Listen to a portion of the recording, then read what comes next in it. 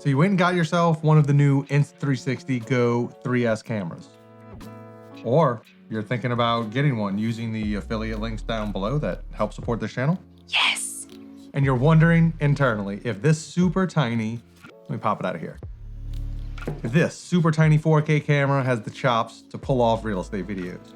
Can you use the footage produced by the Go 3S to match up with the camera from your big rig, or some interesting shots to throw in? Or better yet, if this is the only camera you have access to, can you create something worthy of the property you're trying to highlight?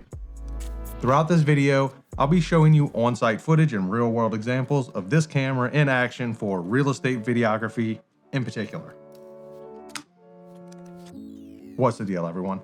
I'm Jeremy Deal, and if you're new here, well, I help solve the problems of creatives with a focus on running a real estate visuals marketing company, and of course, the gear it takes to do that. Insta360 did send me out this camera for the testing, thanks Tom, but they don't have any say-so over the video, nor do they get to see it before it releases. Long-standing supporter of the channel, Virtual Staging AI, is the sponsor for today's video, but more on them a little later on. Now, there are a lot of different shooting modes, frame rates, shutter speeds, and color profiles on this camera, and I'm not gonna say I've tested every single iteration available, but I can tell you the options that I find easiest for both my on-site and post-production process. If you plan on doing as little post-production as possible and want to go straight from the camera to sharing directly, then you can stick to the standard color profile. But I will say that choosing to shoot in the flat color profile and doing just a wee little bit of post-production will greatly enhance the look of your footage that you get out of this tiny little camera, especially in those smaller dark rooms. So my recommendation, shoot in the flat color profile.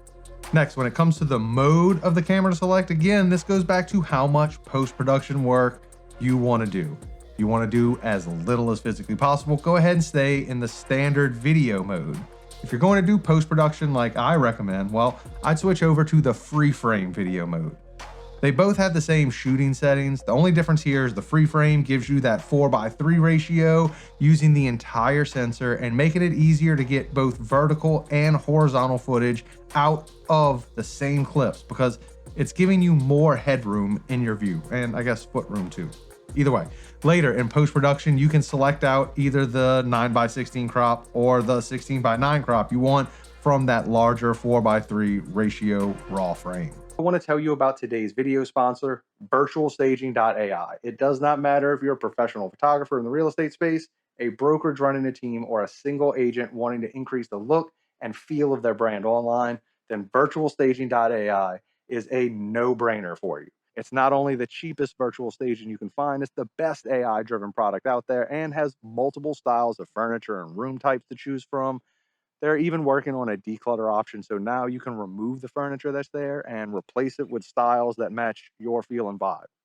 Check out my link down below where you can find a nice size discount, and when you sign up, it also helps this channel grow in the process while using a website I currently use with my clients for deliveries. So it's something I stand behind. When I'm shooting interiors with this camera, typically I'm shooting in 4K at 30 frames a second, especially in those dark rooms I mentioned previously. And don't mind the reduction in video quality, you can also shoot at 2.7K 50 frames a second, so you can slow it down in post-production to make your shots have that buttery smooth look. If you shoot in the FPS mode for darker rooms though, just be warned in advance, you will require, that just shut off, denoising in your final workflow. Not that that's a bad thing, I use denoising on my big rig as well. It just goes back to, again, how much post-production work you personally want to do. One thing I'll also bring up, the camera does give you a notification that states shooting in 25 and 50 frames per second can reduce flickering. I personally haven't noticed any of that flickering with the 30 frames per second, but the camera will give you that hint when you're setting it up, just to warn you. Now, this camera, it truly is set it and forget it when it comes to the settings. It does all the auto exposing itself, and that's why I recommend shooting at the lowest frame rate you want, because when it comes to this camera, the lower the frame rate, the less grain your interiors will have. You can shoot all the way down to 24 frames a second. You just lose that ability to slow down the footage in post-production to help remove any wobbles you may have noticed, or I guess may have not noticed while filming, right? Now, that you know the settings I find easiest to work with, well, we can move on to what to actually do with this camera at the property. On site when shooting, it depends on the goal of the footage as to how I'm actually going to be shooting. Typically, when I'm hired to create videos like this, it's for one of two reasons. The number one reason is for an agent's social media, which typically means they want to show the house, but overall, they want it to be a branding piece for them for potential new clients to see. The other popular reason is because the agent really wants to share the property socially in hopes of drumming up potential leads that may not have seen the property for sale in the more traditional routes for some reason. And their brand kind of comes second to that goal of selling the house. You decide what goal you have, and it'll tell you what kind of video to make and how to move this camera on site along with any other video camera.